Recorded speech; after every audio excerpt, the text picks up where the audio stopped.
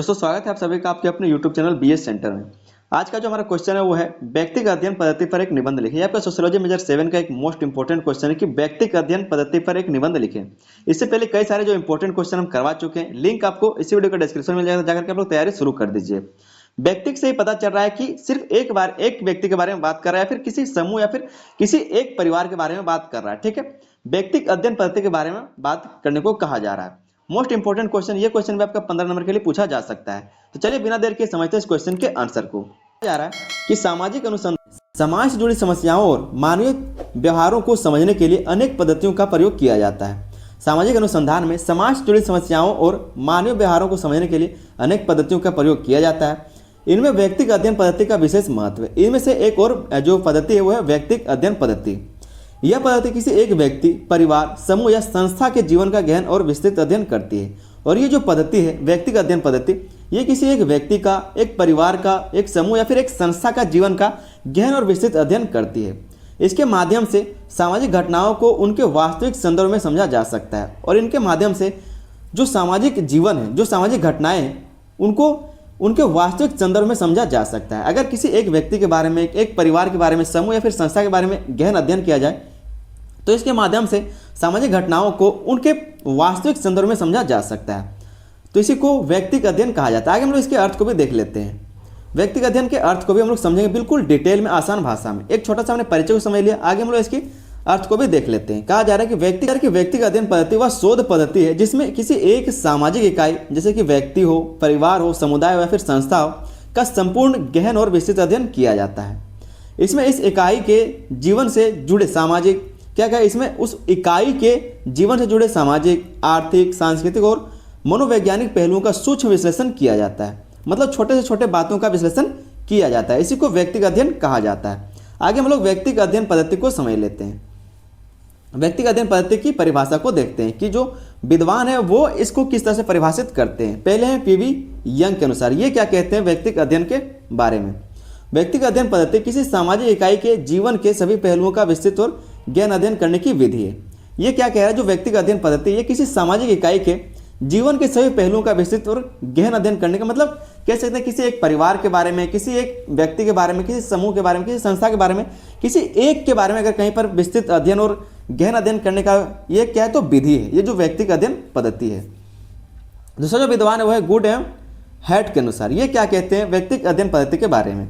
यह पद्धति किसी विशेष व्यक्ति या सामाजिक इकाई के व्यवहार और परिस्थितियों का व्यवस्थित अध्ययन है। ये जो पद्धति है आपका व्यक्तिगत अध्ययन पद्धति, ये किसी विशेष व्यक्ति या सामाजिक इकाई के व्यवहार और परिस्थितियों का व्यवस्थित अध्ययन है। इसी को व्यक्तिगत अध्ययन पद्धति कहा जाता है गुड एवं हेड्स के अनुसार। आगे दोस्तों हम लोग समझ लेंगे व्यक्तिगत अध्ययन पद्धति के प्रमुख विशेषताओं को। जिस तरह से आपके क्वेश्चन में पूछा गया था, इसकी विशेषताओं को भी हम लोग समझते हैं। पहले जो इसका विशेषता है व्यक्तिगत अध्ययन पद्धति का, वह गहन एवं सूक्ष्म अध्ययन। गहन एवं सूक्ष्म अध्ययन के लिए बहुत ही जरूरी होता है।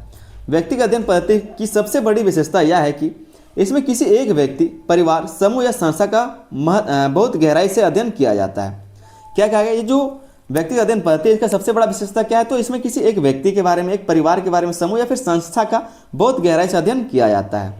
शोधकर्ता उस इकाई के जीवन से जुड़ी प्रत्येक छोटी बड़ी बात, जैसे कि सामाजिक स्थिति, आर्थिक दशा, पारिवारिक पृष्ठभूमि और व्यक्तिगत अनुभवों को विस्तार से समझने का प्रयास करता है। इससे समस्या की जड़ तक पहुंचना संभव हो जाता है। इससे क्या है तो समस्या की जड़ तक पहुंचना संभव हो जाता है।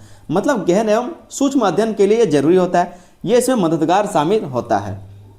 कौन? तो यहाँ पर आप जो देख रहे हैं व्यक्तिगत अध्ययन पद्धति, ये गहन एवं सूक्ष्म अध्ययन के लिए जिम्मेदार है। दूसरा जो इसका विशेषता है वो है वास्तविक जीवन पर आधारित अध्ययन। ये वास्तविक जीवन पर आधारित अध्ययन करता है। यह पद्धति कल्पनाओं या अनुमान पर नहीं बल्कि वास्तविक जीवन की घटनाओं और परिस्थितियों पर आधारित होती है। ये जो पद्धति है आपका व्यक्तिगत अध्ययन पद्धति, ये कल्पनाओं या फिर अनुमान पर नहीं होता बल्कि वास्तविक जीवन की घटनाओं और परिस्थितियों पर आधारित होता है। अध्ययन की जाने वाली इकाई के दैनिक जीवन, जो भी अध्ययन किया जाने वाला इकाई है उसके दैनिक जीवन के बारे में, व्यवहार और अनुभवों को प्रत्यक्ष रूप से देखा और समझा जाता है। जो भी इकाई है उसके दैनिक जीवन के बारे में, व्यवहार और अनुभवों के बारे में, सभी चीज़ों को प्रत्यक्ष रूप से देखा और समझा जाता है, जिससे प्राप्त निष्कर्ष अधिक वास्तविक और विश्वसनीय होते हैं। जिससे जो प्राप्त निष्कर्ष होता है वो अधिक वास्तविक और विश्वसनीय होता है। तो ये इसका दूसरा विशेषता है। जब का व्यक्तिगत अध्ययन पद्धति का तीसरा विशेषता है वो है बहुआयामी दृष्टिकोण, इसके बहुआयामी दृष्टिकोण भी हैं। व्यक्तिगत अध्ययन पद्धति में केवल एक ही पक्ष का अध्ययन नहीं किया जाता। ये जो हमारा व्यक्तिगत अध्ययन पद्धति है, इसमें केवल एक ही पक्ष का अध्ययन नहीं किया जाता, बल्कि सामाजिक, आर्थिक, सांस्कृतिक और मनोवैज्ञानिक सभी पहलुओं को एक साथ ध्यान में रखा जाता है। इस प्रकार के सभी पहलुओं को ध्यान में रखा जाता है, चाहे वो सामाजिक हो, आर्थिक हो, सांस्कृतिक हो या फिर मनोवैज्ञानिक, सभी पहलुओं को एक साथ ध्यान में रखा जाता है। इससे व्यक्ति या समस्या की समग्र और पूर्ण तस्वीर सामने आती है। इससे क्या है, तो चाहे वो व्यक्ति हो या फिर समस्या हो, सभी की समग्र और पूर्ण तस्वीर सामने आती है, सभी के बारे में संपूर्ण तरीके से पता चल पाता है। अगला जो इसका विशेषता है लचीलापन। इसमें लचीलापन, इस पद्धति में शोधकर्ता को पर्याप्त स्वतंत्रता होती है।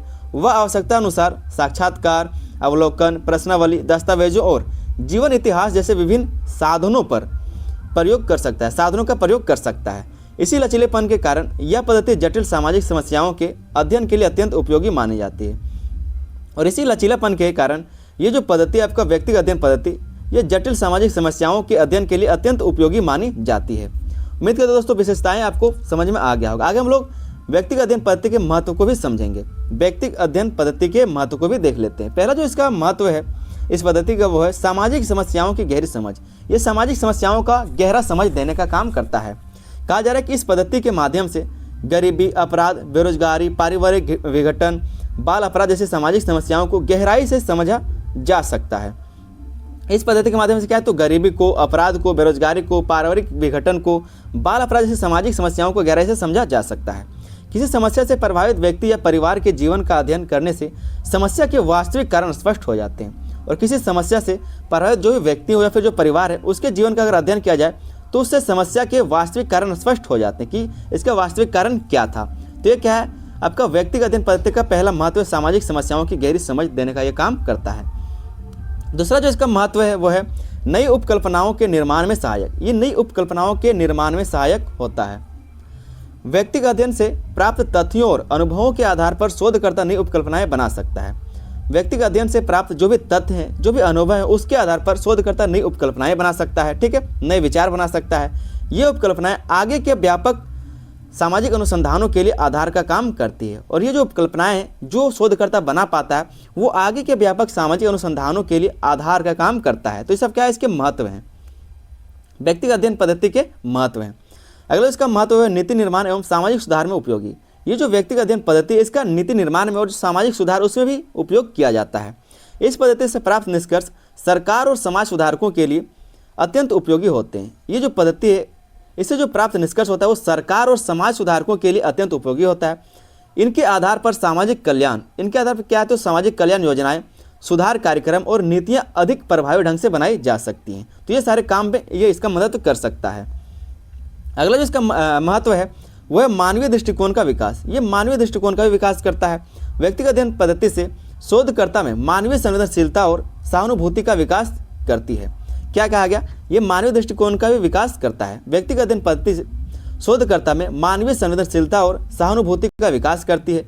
इससे शोधकर्ता सामाजिक समस्याओं को केवल आंकड़ों के रूप में नहीं बल्कि मानवीय पीड़ा के रूप में समझता है। इससे क्या होता है, तो ऐसा नहीं कि जो शोधकर्ता सिर्फ आंकड़ों को देखा जाए, बल्कि वो जब मनुष्य से मिलता है तो वो मानवीय पीड़ा को भी समझ पाता है। ठीक है, जो मानवीय पीड़ा है उसके रूप में भी इसको समझ पाता है, जो भी समस्याएं होती है उसको। आगे हम लोग देखते हैं व्यक्तिगत अध्ययन पद्धति के सीमाओं को। व्यक्तिगत अध्ययन पद्धति के सीमाएं क्या है उसके बारे में हम लोग थोड़ा सा समझ लेते हैं, क्योंकि क्वेश्चन तो किसी भी तरह से घुमा के दे सकता है। तो व्यक्तिगत अध्ययन पद्धति के सीमाओं को भी हम लोग देख लेंगे। इसका जो पहला दोष है वो है सामान्यीकरण में कठिनाई। सामान्यीकरण में कठिनाई, दोस्तों दोष पूछा जाए या फिर सीमाएं, दोनों एक ही बात होता है, या फिर आलोचना पूछा जाए तब भी आप यही लिखेंगे। तो पहला जो इसका दोष है वो है सामान्यीकरण में कठिनाई। इस पद्धति में केवल एक व्यक्ति या सीमित इकाई का अध्ययन किया जाता है। ये जो पद्धति है आपका व्यक्तिगत अध्ययन पद्धति, इसमें सिर्फ एक व्यक्ति, परिवार या फिर समूह कह सकते हैं या फिर संस्था का अध्ययन किया जाता है, सिर्फ एक। इसलिए इसके आधार पर पूरे समाज के लिए निष्कर्ष निकालना कठिन हो जाता है। इसलिए सिर्फ एक व्यक्ति का या फिर एक समुदाय का या फिर एक समाज का सिर्फ अध्ययन करके पूरे समाज का निष्कर्ष निकालना कठिन हो जाता है। यही इसकी सबसे बड़ी सीमा मानी जाती है और यही इसकी सबसे बड़ी सीमा मानी जाती है। दूसरा जो इस पद्धति का दोष है वह पक्षपात की संभावना। पक्षपात भी इसमें हो सकता है। कभी कभी शोधकर्ता के व्यक्तिगत विचार, अनुभव या भावनाएं अध्ययन को प्रभावित कर सकती है। कभी कभी क्या है, तो जो शोध करता है उसका जो व्यक्तिगत विचार है, जो अनुभव है या फिर जो भावना है, वो अध्ययन को प्रभावित कर सकता है। इससे निष्कर्षों में पक्षपात आने की संभावना रहती है। इससे जो निष्कर्ष है, जो रिजल्ट है, उसमें पक्षपात आने की संभावना बन जाती है।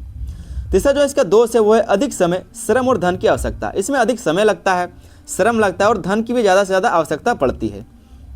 ये भी इसका एक दोष है। कहा जा रहा है कि व्यक्तिगत अध्ययन पद्धति में लंबे समय तक अध्ययन करना पड़ता है। लंबे समय तक क्या है, तो इसमें अध्ययन करना पड़ता है। इससे अधिक मेहनत, धैर्य और कभी कभी अधिक धन भी खर्च होता है। इसमें क्या है, तो कभी कभी बहुत ज़्यादा मेहनत लग सकता है, धैर्य लग सकता है और कभी कभी बहुत ज़्यादा धन भी खर्चा हो जाता है, जिससे यह पद्धति महंगी और समय सादे बन जाती है। जिसके कारण क्या है, तो ये जो पद्धति है व्यक्तिगत अध्ययन पद्धति, ये बहुत ही महंगा और समय सादे बन जाता है, मतलब बहुत ज़्यादा टाइम लेने वाला बन जाता है।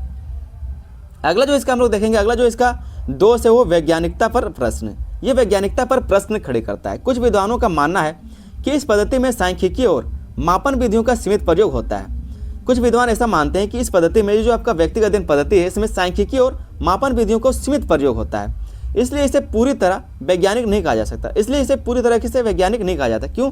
क्योंकि इसमें सिर्फ एक व्यक्ति का, एक परिवार का या फिर एक संस्था का अध्ययन किया जाता है, बाकी लोगों को छोड़ करके। इसी कारण इसकी वैज्ञानिक विशेषता पर कभी कभी प्रश्न उठाए जाते हैं और इसी कारण इसकी वैज्ञानिक विशेषता पर कभी कभी प्रश्न उठाए जाते हैं। तो यहाँ तक हमने इसके कुछ दोषों को या फिर सीमाओं को भी समझ लिया। आगे एक छोटा सा निष्कर्ष या फिर उपसंहार को हम लोग देख लेते हैं। ये लिखना आप लोग के लिए जरूरी हो जाता था कि 1-2 नंबर जो एग्जामिनर आपको दे सके। कहा जा रहा है कि इस प्रकार कहा जा सकता है कि व्यक्तिगत अध्ययन पद्धति सामाजिक अनुसंधान की एक अत्यंत महत्वपूर्ण पद्धति है। यद्यपि इसमें कुछ सीमाएं हैं, फिर भी सामाजिक जीवन की जटिलताओं और मानवीय व्यवहार को समझने में इसका योगदान अत्यंत मूल्यवान है। उचित सावधानी और वैज्ञानिक दृष्टिकोण अपनाकर इस पद्धति का प्रयोग सामाजिक अनुसंधान को अधिक प्रभावी और उपयोगी बना सकता है। ठीक है, तो इस तरह से एक छोटा सा उपसंहार या फिर निष्कर्ष को आप लोग जरूर लिखेंगे, मूल्यांकन को आप लोग जरूर लिखेंगे। चैनल पर दोस्तों नहीं है तो आप लोग चैनल को सब्सक्राइब जरूर कर लीजिएगा। क्वेश्चन इंपॉर्टेंट था, तो आप लोग अगर ये क्वेश्चन पसंद आया तो वीडियो पर लाइक कर दे, अपने दोस्तों में इसको शेयर कर दीजिएगा।